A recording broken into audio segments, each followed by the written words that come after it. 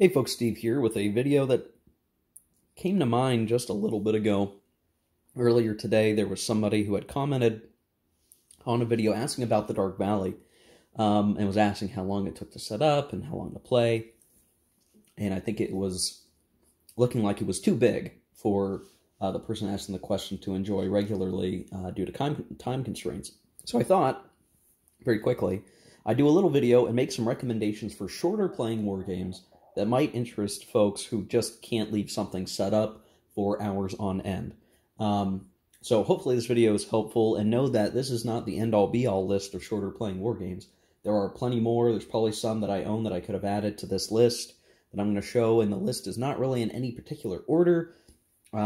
Just as it came to mind, what are some of the games that I can fit in a few hours' time? Now, short is different for different folks, I understand. And, short could mean 8 hours, short could mean an hour. So what I've done is I've tried to pick games that can take, we'll say, 2 to 3 or 4 hours. A lot of the games that I own are much longer playing games. They're meant to be played in a very long sitting all day long or over a weekend, or like World in Flames, played over a very long amount of time. The Dark Valley I've had set up for months, but it's only because I'm playing it like 1 hour at a time when I can. So again, this list, 2 to 4 hours-ish, and, the more you play a game, the faster you can play it. If you have analysis paralysis, that could make it go longer, but I think if you're looking for a shorter playing war game, these games could be a lot of fun for you. I'm also going to apologize. I'm recording this on my phone because my camera, I'm getting set up and charged for more Dark Valley video content here in a bit, so I will run through this list pretty quickly, so it's not a terribly long video. You guys can enjoy, and we won't look at this table for much longer.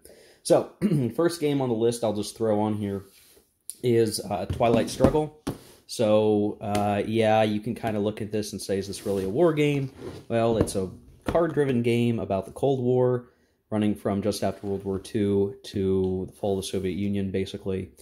And the playing time, again, this might depend on how quickly you can play if you get stuck in analysis paralysis, but I'd say you can get in and out of this thing in a few hours' time. Someone might win early, and then it's a shorter game. It might run to the very last turn of 10 turns, but I think this will work for people, and the rules aren't terribly complicated, and this is a very well-known game, so you've probably already heard of it, or very likely that you did. I consider it in the war game genre of sorts, and I definitely recommend it. It's a very fun game. I'm not terribly good at it, but it's fun. So Twilight Struggle from GMT, a classic game at this point. It gets reprinted all the time. Mine's from 2014. Had it for a while. So definitely one for the list. So going on the next one is Europe in Turmoil, Prelude to the Great War. This is a game by Compass Games, and is basically in the Twilight Struggle model. And you can see it looks very, if I can get the glare off, very similar, right? You have spaces that are going to have values of influence based on the cards that are played with different events on the cards. Playing time 3 to 4 hours by Compass Games, and I'd agree with that. I've played this a number of times.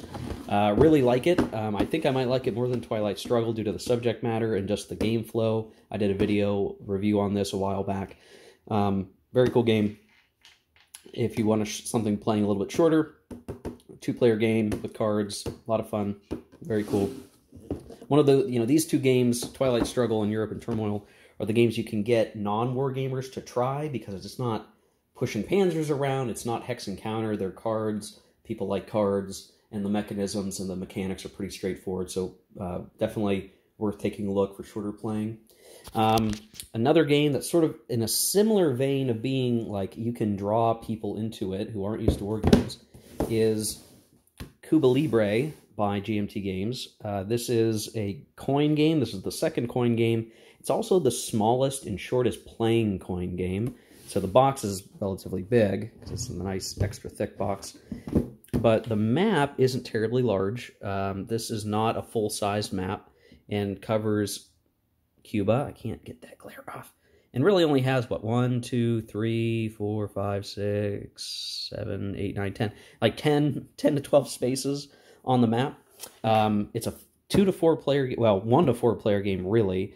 And I find that you can get in and out of this game in like 3 hours-ish. It's the shortest playing coin game. And the coin system is very interesting. There's a lot of games that use the system that cover different conflicts. And this one's about the Cuban Revolution, 1957, 1958. It's pretty fun. And again, it's about 3 hours, you know, depending on how fast people are making decisions. You know, every game is constrained by that. But this is the lightning playing coin game by comparison, because there's only so many places to go, and the options are you know, straightforward for the players, and then the number of cards that you go through that drive the event deck and how many turns there will be is shorter than all the other games. So it's just the quickest playing coin game, and you can probably get it done in 3 to 4 hours. Worth a look if you haven't heard of it or played it already. Next, I'm going to look at a couple of games that are also card-driven, and maybe that's an indicator of something, that card-driven games play a little bit faster, but that's not always the case. In fact, some card-driven games take a very long time to play. This one, actually, I've been wanting to do a true review video for, just because I think it deserves it, is Washington's War, designed by Mark Herman for GMT Games, card-driven game. This is actually the first card-driven game that Mark Herman designed was called We the People. Washington's War is like the remake of that game. And in my experience, this game can be done in about 3 hours as well. It plays pretty fast. It is point-to-point movement and uses cards to drive the action. So you use cards to activate generals to move and conduct combat, or you play cards to place influence markers on spaces and effectively take political control of those areas. And then certain cards are used for combat or just events that have a gameplay effect on the board. Yeah, so I think, yeah, about 3 hours. I mean, I think, you know, this says 90 minutes. I don't know that I believe 90 minutes. I think it takes a little bit longer than 90 minutes. So 2 to 3 hours. Once you've learned the rules once and you're looking to play it, it's going to go much quicker. So I could see you getting down to 90 minutes if you're swift. But otherwise, probably 2 to 3 hours. But this game really is a fun game. Great game covering the American Revolution. Relatively straightforward game. I mean, there's some rules nuances like any war game, but this is just a lot of fun. And in fact, is one game I'd recommend is like, oh, I want to get into war games. What's a good beginner game? I think this is a good one to check out. So Washington's War, American Revolution, that's a pretty good short playing war game. Similarly, and in a very similar vein, is No Peace Without Spain. This is published from Compass Games. There's a couple games now in the No Peace Without Spain system. I just went with this one as the example. This is the original game. It covers the War of Spanish Succession, 1702 to 1713. This is also, you can see here, zoom in, or put my phone closer, point-to-point movement. Only these points have actual terrain associated with them and forts. You've got strength counters and leaders and cards that activate, or cards that allow you to take certain actions, and there's some event cards. The card system is a little bit different than Washington's War. And let's see, playing time, they're saying 3 to 4 hours, and I'd say that's about right. This one's got some interesting rules around events that happen in the game that are triggered, and it is really kind of a fun, lightweight war game with cards, so I do recommend it. It's a little different, like I said, from other card-driven games, but it's a lot of fun. I think it's worth checking out if you like this sort of stuff. Next, I want to cover a couple of games that, like, if you buy them, you will get additional fun out of them over time, because they're meant to be played in different scenarios. Is the Commands and Colors series. So I'm using Napoleonics as the example here, but Commands and Colors Ancients, Commands and Colors Medieval are all in the same vein. They use Richard Borg's Command Color system. I think Napoleonics, in my mind, is like the pinnacle of the system right now, and it has been for a while. So this base game comes with 15 Napoleonic battles, France versus Britain. There are expansions that add the Russian army, the Austrian army, the Prussian army, the Spanish army, that add even more battles and things that you can set up. And the way that this all works is oh, it's not a great picture on the back, but you set up a blank map, and there are also terrain tiles, and you set up the terrain for the battle that you're gonna fight. In the book that it comes with the game, gives you the layout of what you need to set up. The units are blocks with stickers on them. You got to apply the stickers. There's some work to be done to set up the game, and then you can play one battle. And I think one battle can be done in an hour or two if you're new to the system and you're still learning. My only problem with this is that the actual time to set up the battle, meaning you're going to look at the picture in the book, you're going to set up all the little terrain counters, terrain hexes on the blank hexes of the map. Without a terrain marker, it's like clear or flat land. You got to set all that up, and you got to set up all the units, and you got to make sure they're the right kind of unit in the right sets. So I say it's almost like you spend like 30 minutes setting up the battle, then you're going to play the battle in maybe an hour or an hour and a half, and that brings you almost to 2 to 3 hours, basically. So I would say if you're going to play each battle, it's going to be a couple hours, but there's 15 battles, so you're going to try out different battles. You're going to fight them again from the other side. You get some value, a lot of value out of this by playing the different things that are feasible in here.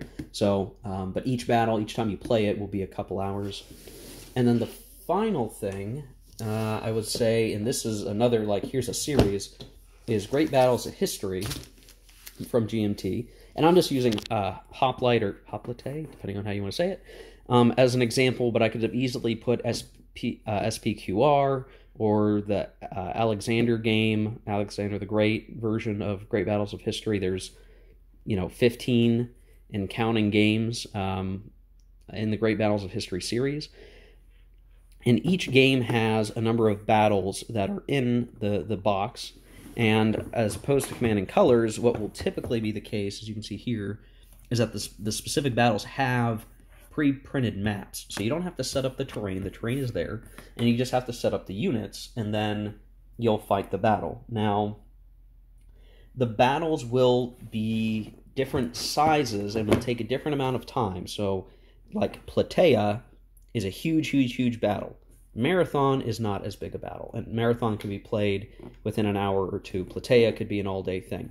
The box says 1 to 8 hours or something like that. Obviously, that's going to vary a little bit, but if you get the game, you look at the playbook scenario notes, it'll usually say, this is a medium-length game, this is going to take all day, this is going to take a couple of hours. So you could get some of these and focus on playing the shorter battles, and what can make those go even faster is if you get the simple Great Battles of History rules, which are a separate purchase that you got to buy. And what these do is they provide a simplified version of the Great Battles of History system, and it does play a lot faster with these. So, you're playing the shorter battles, you're playing with a simple system that is a little more straightforward to play, and is still good. It's enjoyable. I played it both, and I like both for different reasons. And that's another thing. You set up a battle, play that for a couple, an hour or a couple of hours, and then you clean up and you're done. And in this one, obviously, you're going to be playing, several different battles over time. There are other games in the system, again, depending on what you're interested in. You like Alexander or Roman Republic. There will be different games to try out there. So, yeah, I think that was it. That was all I had. There's a fair stack here of shorter playing games. Obviously, I'm going to be the one to say, hey, find the time, find the ability to play longer, bigger games, because they're a lot of fun. But understandably, not everyone has the game space to do that or the opportunity to leave stuff up. So these are great games to play on, you got a half day or you've got an afternoon to play with a buddy or play solitaire. These are fun to get through. Not all of these games are great for solitaire, specifically the card games, but there are ways around that. If you Google Stuka Joe's solitaire method, that'll get you going. But okay, I think that's all I want to talk to. Hope this is useful for folks, and I will look to maybe do some more videos on some of these games in the future. But until then, take care, guys, and we'll see you in the next video.